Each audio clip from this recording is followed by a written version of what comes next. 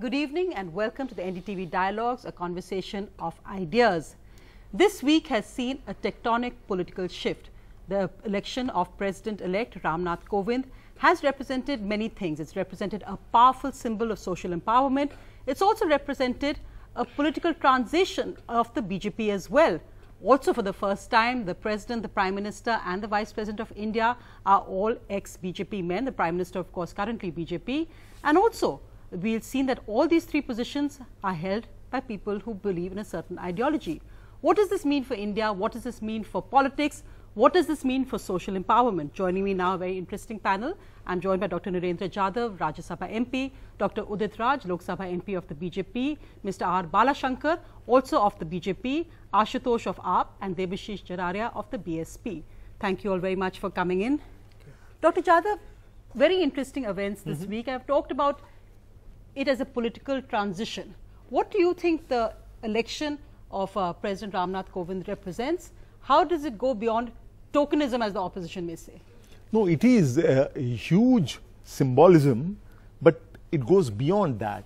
I think it clearly indicates that inclusiveness, social inclusion is the agenda of the government. That is the signal that I think the government is trying to give. So it represents the kind of undercurrents which are going on, and the transformation which is already taking place in the society is finally getting reflected. I have always believed that there is a kind of silent revolution taking place in the society, especially among Dalits and people who were out on the outskirts of the villages. They are now coming in the mainstream, and in every walk of life, you know, from sculpture to neurosurgery, you will find a Dalit boy or girl trying to make a place for himself or herself. So this needs to happen on a much bigger scale, but it is happening, and this transformation that is taking place in the society is, I'm very glad, is now reflected in the selection of the new president of Let me bring Mr. Balashankar, because on the political transition, because you've written in your column this week, sir, of the whole how the Mandal-Kamandal politics has almost come now full circle. Yeah. What did you mean by that in the social transformation of the BJP and actually the reigning polity as well now? See, what I said was our political discourse was dominated by a kind of a Mandal debate. So Mandal politics dominated Indian polity for a long time, for 3 decades almost. But now Narendra Modi has given a new narrative, and a new political narrative that he has brought in, that is Sabka Saath, Sabka Vikas. So we are becoming the synthesizing factor. We are trying to assimilate all sections of the society and give one whole united front. On that, you know, there are other stands, you know, they want to divide, you know, chip away certain sections and create fissures in the society. But we are moving ahead with an idea that this country is one, the people are one, and we have to progress together, and that is the only way, the progress is the only way the country can move together. And caste, religion, all these things are in the background. That is secondary. What is important? The country has to grow, and that is the focus. The economics is the focus. Let me bring in Ashutosh on that, because an interesting point you made is that this caste, religion, etc. are now subsets of a larger vision that the BJP has of Sabka Saath, Sabka Vikas. Do you agree that in that sense the symbolism of not just President-elect Kovind but also of Venkaiah Naidu taking over as Vice President, the Prime Minister Modi, even when he came in 2014, has represented now a complete shift of the BJP, say, Brahminical discourse or an upper caste ideology, as they're accused of by the opposition, and it has now come full circle, and that's something which will also be pave a way in 2019. See, the ideology which is ruling the country right now believes in hyperboles and believes in myth making. The fact is, yes, Kovind's appointment as a election as a president of this country is a great opportunity, but this has nothing to do with the inclusiveness of the ideology. This has nothing to do with the inclusiveness of Mr. Modi. This is a celebration of Indian democracy, that the ideology which has been against Dalit and Dalit assertion and Dalit participation in Indian political system and society, they are forced to make Mr. Kovind a Dalit as a president. And that's the moot point. Now they want to present it as if they are the most inclusive.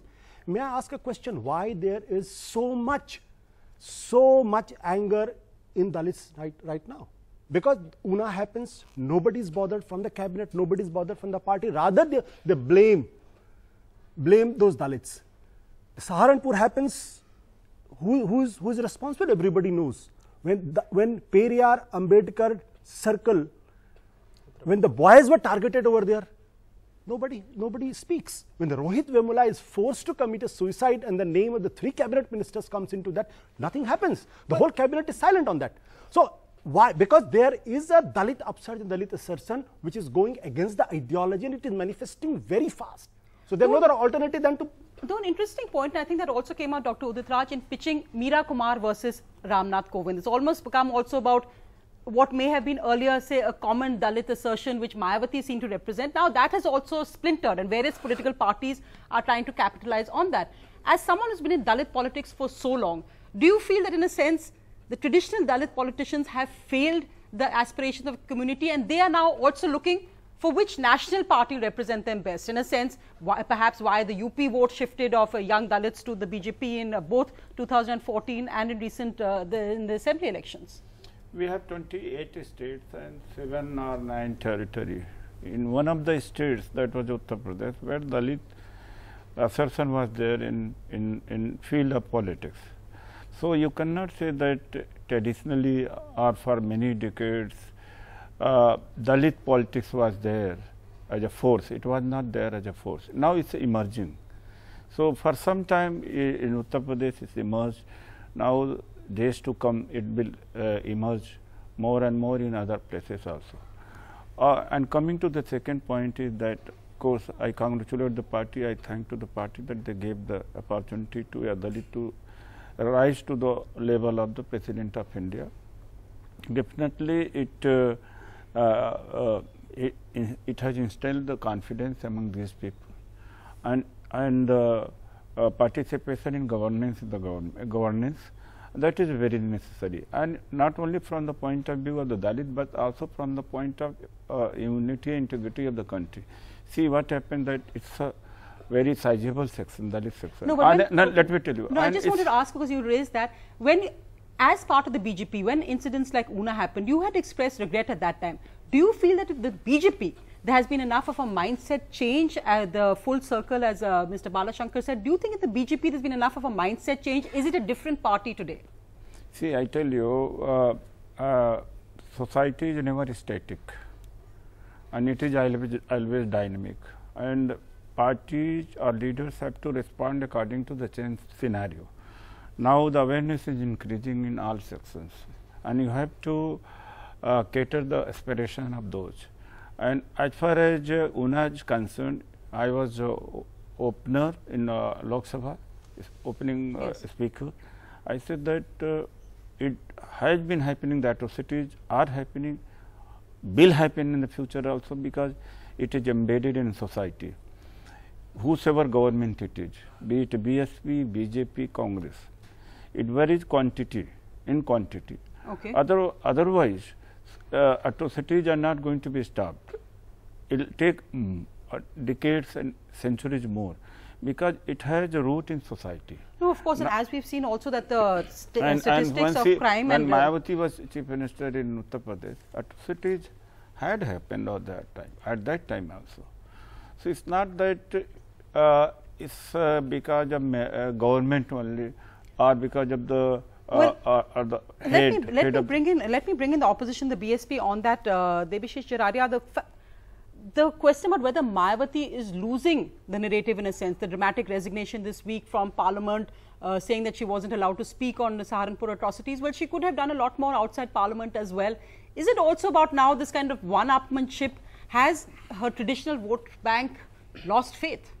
First of all, I am very glad that the Dalit politics has become the epicenter of this country. See, we have to look at some perspective that if we say that BJP is doing inclusive Dalit politics, no, it's not. It is rather dividing the Dalit politics. They are dividing into different subcastes, like they are Jatav, they are Kori. See, eventually in this presidential debate and in the presidential opening ceremony, Mr. Kovind said, I am a Kori. So it is an assertion even in the Dalits that we are from the different subcaste. So this is not an inclusive politics, rather it's a divisive politics. Even in the UP election, we have seen that BJP was playing in the domain that against Jatavs. There was a narrative that against Jatav, vote against Jatav. vote against Yadavs, vote against Muslim. So this kind of a narrative, when we say that it is. But the opposition used that as well. No, the opposition used it. You all also said vote against. I'll just give very factual Very factual accounts. Let him finish. And if you say that Una happened and atrocities happens with the Dalits, it's a general term, we can generalize it. No, it's not. Eventually, after 70 years of independence, new generations have developed and they are more educated. And that's what we are seeing when Rohit Vemula incident happened. No political parties made this an issue. Rather, civil society come forward. Even in the Una incident, even in the Saharanpur incident, civil society come forward. So, and after that, whatever Prime Minister come, he said, "Mere Dalit bhaiyon ko mat maro, mujhe maro." I'm just quoting Mr. Udit Raj. Rather, if it has been Mayawati as a Chief Minister or as a PM of this country, she would not have said that word. He said, if Dalits are being attacked, I will take strict action against those guys. So this is the diversion of the politics that we are doing and what the current party is doing here. And let me tell you, factual, I'm correcting him that when Bangaruji became president of BJP, it was Mayawati who came out, says that he belongs to Safai Karmachari caste. He mentioned my subcaste. He mentioned about Paswanji, Ramvilas Paswanji subcaste. Even to Punia ji, she said that he is a Dhanuk. It is she who does it first. What happened in Uttar Pradesh, what they have shown, they have rigged. That in out of 75 districts, around 70 districts, BSP unit was headed by her subcaste, and most of coordinators were from her subcaste. What happened? Other subcaste of Dalit, B Khatik, B Pasi, B Dhanuk, B Koli, B Kori, they got frustrated, and Rajbhar, and that's why at times when they got the space, they understood the point, they drifted away. And this gentleman should. I'm correcting Mr. Udit Rajji that he is saying that BJP is playing on inclusive politics, inclusive Dalit politics. I'm just correcting him that it's not inclusive Dalit politics, rather it is divisive Dalit politics. Her subcaste is victim of her casteism. Okay, I've understood the larger point. You're saying Mayawati is the one who started it. He's saying the BJP did. So let's see. I belong to this caste, I belong to this. These are on the paper. These are on the paper. You go and do it, Google, on your channel only in 2001. I became Buddhist. I agree with your larger point, but I'm saying let's take it beyond. He belonged to minority caste. He mentioned my subcaste. Mayawati. It's a Mayawati who the number one in the country. So let's move it beyond the political tutu meme to get to, as I said, the larger issues of social empowerment. Let me bring in Dr. Jadhav, who is the non-politician in the panel. In fact, Dr. Jadhav, interestingly, part of the Manmohan Singh NAC and also nominated by this government. So you have a unique position of observing it. An interesting thing, when Meera Kumar had given an interview after she was nominated, she talked about the fact that even when she was a IFS officer, even if she was a speaker, that people would serve her tea and they would still give separate cups. Even when President Kovind in his acceptance speech made this point that, you know, I dedicate this to many other Kovinds who have surpassed odds to come where they are today. Yet the fact remains that when you look at the politics of the Dalit movement, in a sense, it has boiled down to issues like subcaste versus caste. It doesn't look at the core issues of, for instance, when you look at the Una incident, when you look at, say, the BJP's beef slaughter ban, those are issues which strike to the heart of, say, the Dalit economic opportunities. How do you address issues like this as an economist when you're looking at an ideology or a vision which addresses issues which are core to, say, perhaps Dalits and minorities? That's a tough one. You know, basically, no matter what we say, caste happens to be the basic unit of consideration. Yeah, no matter, we are always in denial. Who started is irrelevant, really. But caste is the basic factor in all decisions. Now, in number of incidents that have taken place. Did you find that as well? Absolutely, absolutely. In fact, some time back, you know, you gave example of Meera Kumar. You know, all of us have gone through this at some point or other. The other day, somebody wrote about me saying that the famous Dalit economist says this. Why are we creating a caste? I am a Dalit, I am an economist, but why are you creating a new caste called Dalit economist? that is ingrained in our state of mind. It's It is mindset. the mindset problem that needs to change. It's not only the action taken against the atrocities, that is a must, but in addition to that, we have to work hard on changing the mindset. As long as the mindset is not changed, I think this will continue to happen.